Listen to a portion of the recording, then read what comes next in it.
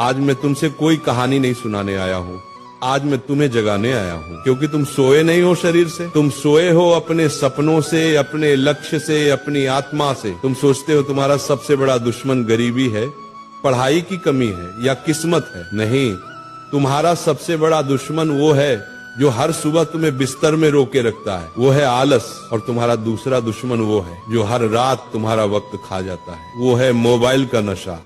आज इस धरती पर लाखों बच्चे भगवान से किस्मत मांग रहे हैं, लेकिन भगवान कहते हैं मैंने किस्मत दी थी पर तूने उसे मोबाइल में बर्बाद कर दिया। याद रखो, जो मोबाइल तुम्हारे सपनों तक पहुंचने का जरिया था, वही आज तुम्हारे सपनों का कब्रिस्तान बन चुका है। तुम्हारा एक 5 मिनट और तुम्हारी जिंदगी के 5 साल छीन लेता है। और वो आलस जो तुम्हें कहता है कल से करूंगा, वो तुम्हें उस मोड़ पर छोड़ देगा जहां कल कभी आता ही नहीं। सफलता और असफलता में फर्क बहुत छोटा है। सफल इंसान वही है जिसने अपने अंदर के आलसी राक्षस को मार दिया, असफल वही है जिसने उसे दोस्त बना लिया। आज मैं तुम्हें 3 ऐसे दिव्य सूत्र बताने वाला हूँ, 3 ऐसे ब्रह्मास्त्र जो अगर तुमने आज से अमल में लाए तो न सिर्फ तुम्हारा आलस मरेगा, बल्कि तुम्हारा मोबाइल तुम्हारा सेवक बन जाएगा, मालिक नहीं। आज का ये प्रवचन सुनने वाला बच्चा या तो अपनी जिंदगी बदल देगा या जिंदगी उसे पीछे छोड़ देगी, क्योंकि समय किसी का इंतजार नहीं करता।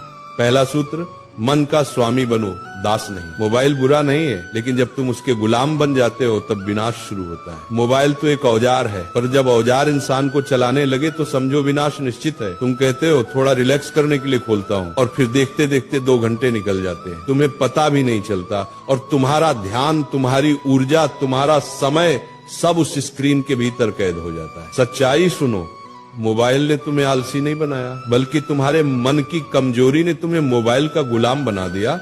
जिस दिन तुमने अपने मन से कहा बस अब मैं मोबाइल का नहीं, मोबाइल मेरा सेवक बनेगा, उस दिन से तुम्हारी आजादी शुरू होगी। दूसरा सूत्र, आलस एक मीठा जहर है। आलस एक ऐसी बीमारी है जो तुम्हारे शरीर को नहीं, तुम्हारे सपनों को खा जाती है। तुम सोचते हो थोड़ी देर में करता हूँ, और वही तुम्हारा सपना मर जाता है। जो लोग कहते हैं मेरा मन नहीं करता, उनसे मैं कहता हूँ, अरे मन नहीं करेगा तो मंजिल कैसे मिलेगी? मन तो हमेशा आराम चाहता है, लेकिन महानता हमेशा असुविधा के भीतर जन्म लेती है। जब थक जाओ, याद करो अपने माता पिता के त्याग को, जिन्होंने अपने सपने कुर्बान कर दिए ताकि तुम अपने पूरे कर सको। जब मन भागे, याद करो अपने सपनों की कीमत को। जब नींद सताए, याद करो उस वक्त को जब कोई और पढ़ रहा होगा और तुम सो रहे होगे, और कल वही तुमसे आगे निकल जाएगा। आलस से बड़ी कोई गरीबी नहीं होती। जो अपने समय का सही उपयोग नहीं करता, उसके पास एक दिन पछतावे के सिवा कुछ नहीं बचेगा। तीसरा सूत्र, कर्म ही धर्म है।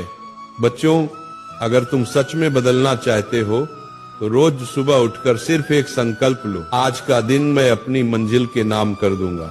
तुम्हें पता है भगवान भी उन्हीं की मदद करता है जो खुद चलने की हिम्मत रखते हैं। मोबाइल से दूरी बनाओ, थोड़ा समय किताबों के साथ बिताओ, थोड़ा वक्त अपने विचारों के साथ अकेले बैठो। जब तुम काम करते हो ना, तो आलस खुद भाग जाता है। जब तुम अपने सपनों के लिए तपते हो ना, तो मोबाइल की स्क्रीन फीकी लगने लगती है। कर्म ही वो दवा है जो आलस और नशे दोनों को खत्म कर देती है। याद रखो, मोबाइल तुम्हारा नौकर है, मालिक नहीं। आलस तुम्हारा दुश्मन है, दोस्त नहीं। अगर आज तुम उठ खड़े हुए तो कल दुनिया तुम्हारे आगे झुकेगी। जिसने अपने आलस को हराया, उसने खुद भगवान को पा लिया। इसलिए बच्चों, आज उठो, अपने हाथ जोड़ो और प्रतिज्ञा करो कि अब मैं आलस और मोबाइल की लत से मुक्त होकर अपने जीवन का निर्माता बनूंगा। सूरज रोज निकलता है, लेकिन उसकी किरणें सिर्फ उसी को छूती हैं जो जागा रहता है। अब ये तय करो, क्या तुम उठने वालों में हो या सोए रहने वालों में?